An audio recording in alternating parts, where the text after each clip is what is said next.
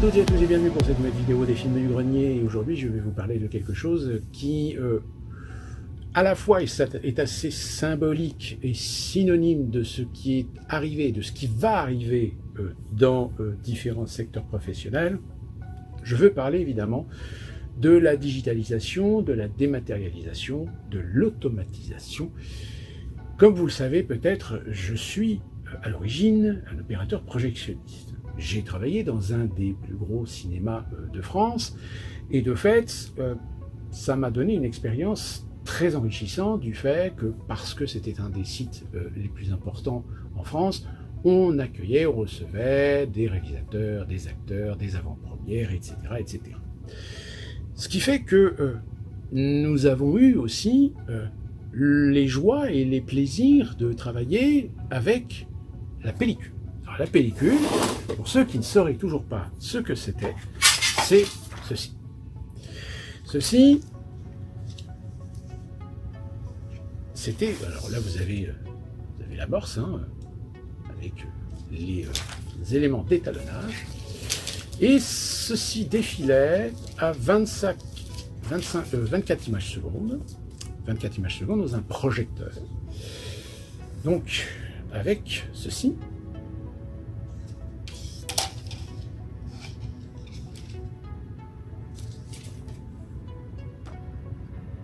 et donc cette pellicule était diffusée à 24 images secondes devant une source lumineuse, dans des matériels aussi divers et variés, puisqu'évidemment c'était un secteur où la technologie a fait qu'il y a eu plusieurs marques. Moi personnellement j'ai travaillé sur deux types de matériel de façon assez récurrente, qui étaient du simplex Strong et également du Cinemecanica, pour se souvenir que, en effet, le Cinemecanica c'était du V8 et c'était quand même du sacré bon matériel.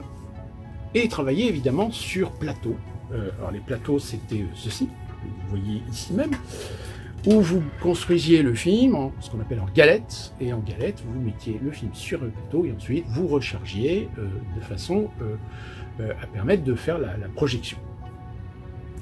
L'inconvénient du cinéma dans lequel je travaillais, c'était que c'était un CESA, 3900 et quelques fauteuils, et que fatalement, pour pouvoir faire un maximum de séances, il fallait équiper le cinéma d'un certain nombre d'opérateurs projectionnistes. Sauf que malheureusement, pour faire des économies, la société avait déjà décidé à la base d'équiper la moitié des salles, donc 8 salles, en plateaux sans fin.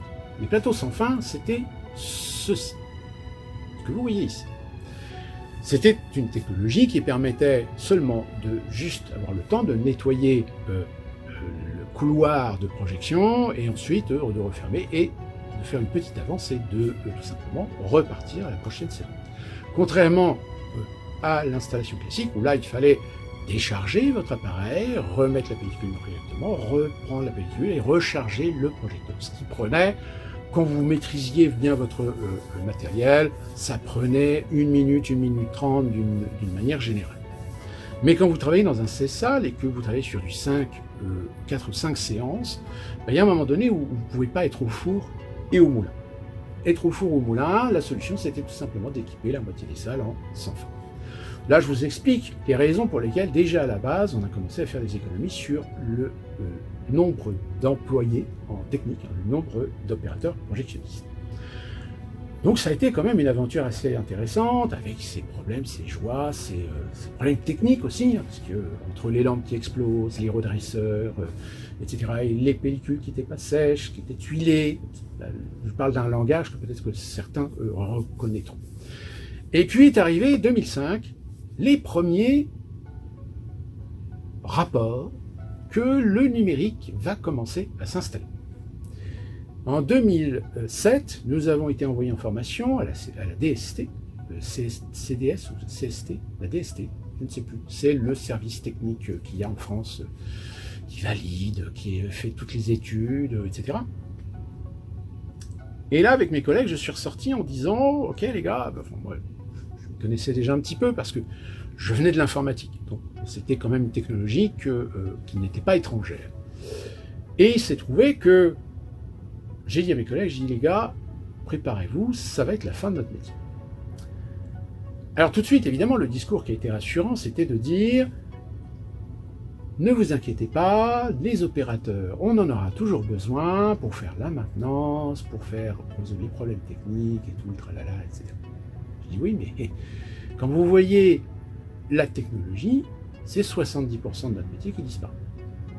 Comment un groupe de cinéma, des salles d'exploitation, va-t-il garder 5 ou 6 opérateurs projectionnistes quand ils n'ont plus que 30% d'activité, si ce n'est le reste, c'est être là en cas de pépin.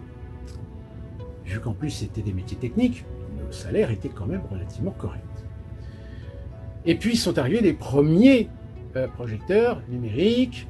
Les premiers projecteurs numériques étaient des NEC, avec des NEC 1600, 200, 2400, avec serveurs, et les bibliothèques ont commencé à se développer. Les bibliothèques, c'est là où on mettait les films, digital, donc dématérialisés, et ensuite ce qui permettait de piocher les films dans la bibliothèque et de les distribuer, de les dispatcher dans les serveurs de chaque SAT. Là, j'ai des collègues, en effet, qui ont commencé à se dire « Ah ouais, là, pas bon ». Les plus inquiets étant évidemment les opérateurs qui étaient à quelques années de la retraite, qui eux, de toute façon, pour la grande partie d'entre eux, étaient complètement largués, et on le sentait bien, n'avaient pas du tout envie de s'investir. Et de ce fait, qu'est-ce qui s'est passé? Il s'est passé qu'ils ont essayé de garder au maximum les opérateurs, les jeunes opérateurs, sauf que les jeunes opérateurs, eux, comme moi, se sont rendus compte que on ne va pas attendre de se faire virer, on ne va pas attendre de se faire proposer des statuts bâtards, etc. Puisqu'il y avait déjà la pression pour que les opérateurs projectionnistes, finalement, se recasent ou se reclassent dans des métiers d'assistant de direction, etc.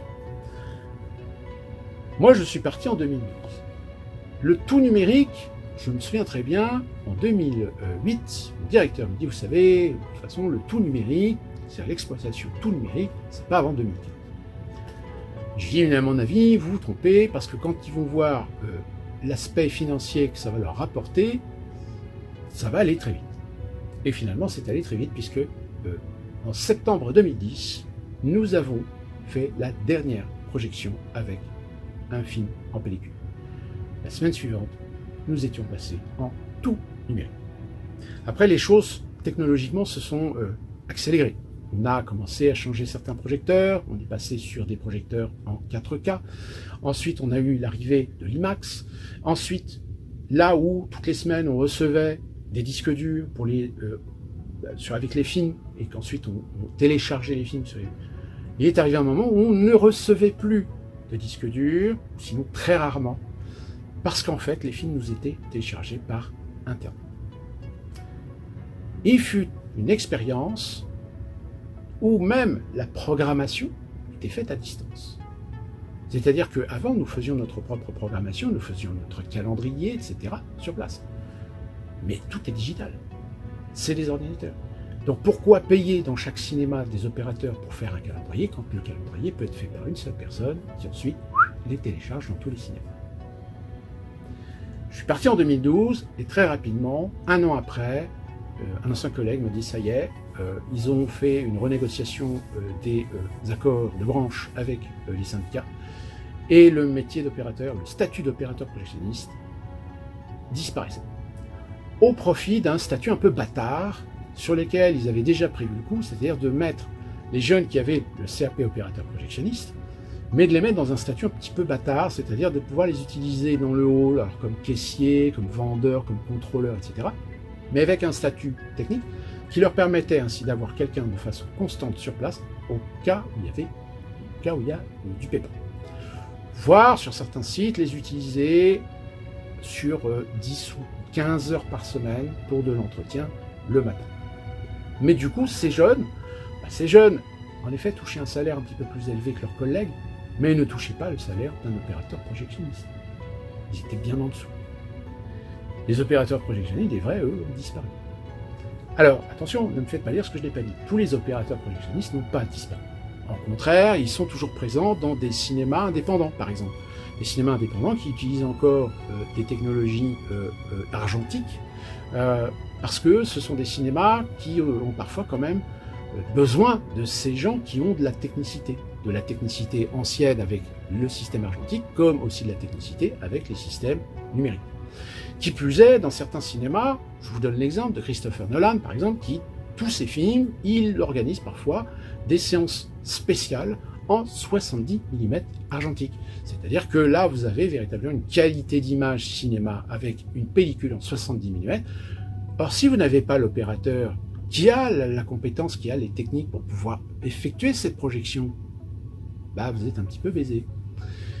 Ce qui est le cas aujourd'hui dans les grands cinémas, parce que bah, les jeunes qui avaient connu l'argentique bah, se sont dit, je ne vais pas rester pour être exploité dans mes compétences pour des clopinettes. Donc beaucoup d'entre eux, finalement, ont fini par quitter ces gros groupes. Ceux qui sont restés, c'était des jeunes qui venaient d'avoir le CAP au moment où on est passé en tout numérique, donc ils ont connu quasiment que le numérique. Ils n'ont pas connu l'argentique, ou très peu. Et ils n'ont pas tous les acquis, toutes les compétences par rapport à l'argentique.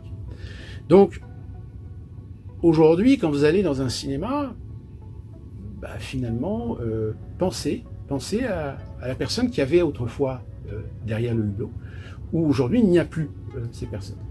Aux États-Unis, quand je suis arrivé aux États-Unis, là, ça faisait déjà depuis plusieurs années que quasiment les opérateurs projectionnistes avaient littéralement disparu. Il en restait quelques-uns qui s'étaient reconvertis comme assistants de direction, mais au moment où moi j'ai retrouvé du travail dans un cinéma, il s'est trouvé très rapidement que j'ai vu que, 1, c'était pas leur truc, 2, ils étaient mal à l'aise, et 3, c'était des opérateurs, c'était des techniciens, c'était pas des gens pour faire de l'administratif, de la bureaucratie, du relation clientèle, et finalement boucher un petit peu les trous quand il y avait des manques de personnel. Donc quasiment tous les cinémas ont presque les 2/3 des opérateurs projectionnistes qui avaient accepté la reconversion dans un poste de direction sont partis. Donc pénurie de technicité. Le choix a été resté de faire venir des techniciens, donc évidemment par contre ça a développé des sociétés de prestataires techniques, sauf que le problème, encore une fois, moi j'ai rencontré un prestataire qui était venu une fois pour remplacer une lampe, il m'a dit mais les sociétés veulent tellement être gourmandes, tellement conquérir le marché, sauf que derrière elles ne trouvent pas ou n'ont pas les équipes, si bien qu'aujourd'hui quand vous avez un problème technique, là où avant vous aviez une intervention en moins de 24 heures, maintenant vous pouvez vous dire qu'il y a une salle que vous allez la mettre à l'arrêt pendant 72 heures. Pourquoi ? Parce que le technicien de secteur, le mec il est à Atlanta, ou il est en Virginie. Parce qu'évidemment ils ont étendu les zones d'état d'intervention. Donc vous avez 4 techniciens qui circulent sur plusieurs états à l'est des États-Unis. Et évidemment, le mec, s'il est à 500 ou 800 ou 1000 bornes d'ici et que vous en avez besoin maintenant, vous ne l'aurez pas parce que il y a un contrat d'exclusivité avec cette société, donc vous êtes obligé de passer par cette société. C'est même pire, c'est que même les opérateurs comme moi qui avaient la technicité, nous ne pouvions pas intervenir. Nous ne pouvions pas intervenir parce que nous n'étions pas protégés, nous n'étions pas sécurisés au niveau des assurances. Donc, c'est arrivé à un moment donné où on s'est rendu compte que y a des salles qu'on était obligé de mettre à l'arrêt pendant 1 ou 2 jours parce que faute de techniciens, faute de compétences pour pouvoir résoudre le problème. Donc voilà pour ce qui est du métier d'opérateur projectionniste aujourd'hui. Alors j'entends bien qu'il y a parfois, je le vois, des jeunes qui recherchent des stages et qui voudraient devenir, et qui font même le CAP opérateur projectionniste et technicien de l'audiovisuel. Et souvent, ils posent la question, pour des stages, où ils posent la question de savoir est-ce qu'ils pourraient éventuellement trouver du travail à droite, à gauche. Alors du travail, il y en a. Sauf que le travail qu'ils vont trouver, c'est des travails généralement dans des petits cinémas, dans des petits villages, dans des petites localités. Donc c'est-à-dire que là, ça va nécessiter de bouger, de quitter peut-être les grandes villes. Et en plus de ça, c'est des métiers... Alors, hormis le fait peut-être des directeurs ou des directions de ces sociétés ou de ces cinémas d'exploitation qui vont essayer de faire des efforts pour permettre à ces jeunes et techniciens avec les acquis, les compétences, etc., de leur permettre d'obtenir un salaire à la hauteur, on va dire, de leur technique, de ce qu'ils apportent techniquement. Malheureusement, c'est pas souvent le cas. Malheureusement, les chefs d'établissement de certains cinémas ou des petits groupes de cinéma indépendants En règle générale, ils pratiquent les salaires de convention collective, c'est-à-dire que vous allez gagner, mais vous n'allez pas gagner à la mesure de ce que vous apportez, à la mesure de ce que vous êtes. Donc, très souvent, au bout de 2-3 ans, il y a beaucoup de jeunes qui se disent « moi, j'ai pas envie de continuer ce métier » parce qu'il n'y a pas de débouché, il n'y a pas d'évolution. C'est-à-dire qu'on stagne. On stagne au niveau salarial, on stagne au niveau des connaissances, des compétences, etc. Il n'y a que les gros groupes, éventuellement, qui, par l'évolution des technologies, que ce soit les technologies Dolby, les technologies IMAX, etc., permettent justement d'acquérir plus de compétences et de connaissances, et voire même peut-être se faire repérer pour changer de voie et devenir beaucoup plus technique et devenir peut-être un spécialiste, un installateur ou un chef maintenance de marque franchisée. Mais le métier même d'opérateur projectionniste, tel que moi je l'ai connu aujourd'hui, a complètement disparu, a complètement n'existe plus, si vous voulez. Il existe toujours, mais vous pouvez faire ça pendant quelques années si vous êtes passionné, mais ça s'arrêtera là. N'en tirez pas l'espoir d'en tirer un profit ou une évolution salariale ou une évolution de carrière.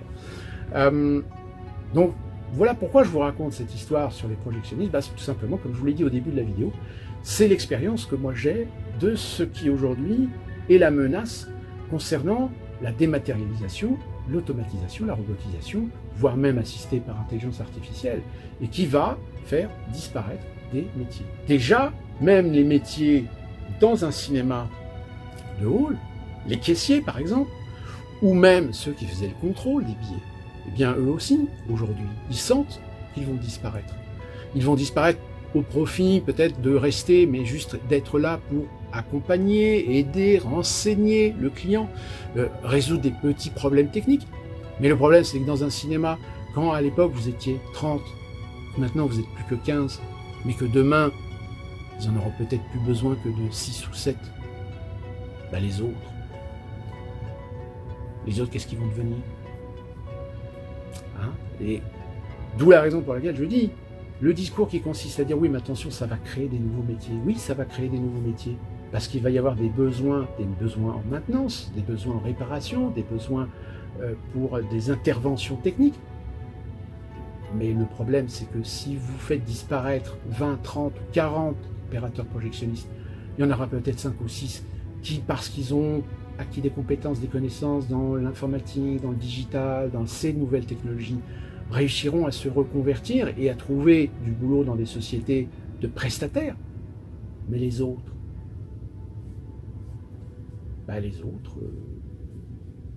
va falloir qu'ils réfléchissent à peut-être une reconversion dans un autre métier. Tout comme moi, j'ai été obligé, plus ou moins, de me reconvertir. J'ai eu la chance parce que le cinéma où je travaillais, c'était un cinéma qui faisait cinéma, bar et restaurant. Donc j'ai pu me réorienter vers la restauration.